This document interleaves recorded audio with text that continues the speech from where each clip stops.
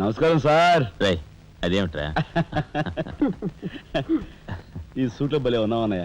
బాబు నానమ్మ పద రామ్మ.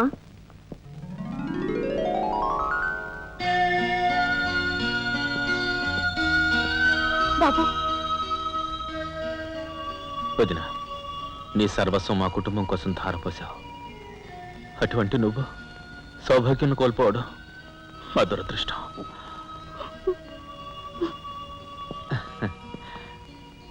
నేను కలెక్టర్ అయ్యానంటే అది మా నాన్నమ్మ ఆశీస్సులే. నూరేళ్ళు చల్లగా ఉండండి. నాదే ఉందరా రాఘవ. ఆ సమయానికి చిన్నాడు ఆదుకోబట్టి ఈరోజు మనకి ఈ భోగం పట్టింది.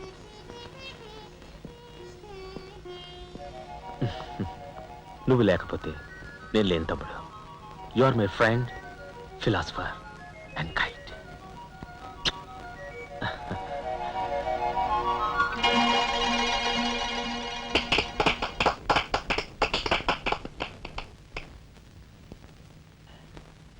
నానమ్మ, నాకు బంగ్లా అలాట్ చేశారు. మనమంతా ఈ రోజే ఆ బంగ్లాకు వెళ్తున్నాం. మన గ్యాంగ్ అంతా ఆ బంగ్లాకి ఎందుకు అన్నయ్య?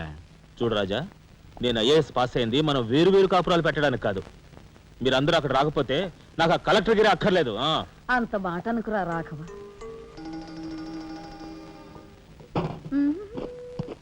కన్యా, ఏమిటి నువ్వు కూడా బట్టలు సర్దుకుంటున్నావా?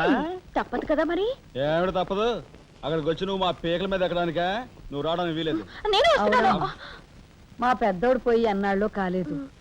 ఇంట్లో దీపం పెట్టకుండా ఉండకూడదు. అందుకని నీకెక్కడైనా మంచి ఇల్లు దొరికేదాకా ఈ ఇల్లు నీదేననుకో. ఏ నేను వస్తాను. బామ్మ నేను అక్కర్లేదు, ఇక్కడే ఉండమ్మా.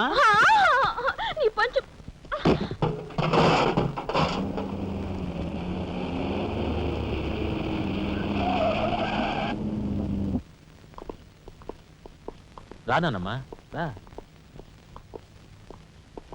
మామగారు ఆగది. రావా అల్లుడు, కమాన్ రా. మీ తమ్ముడు టాక్సీ తోలుకు బతుకుతానని మా నాన్నతో అంటున్నట్ట. ఇదేమన్నా బాగుందా? తప్పే ఉంది. తప్పే ఉందా?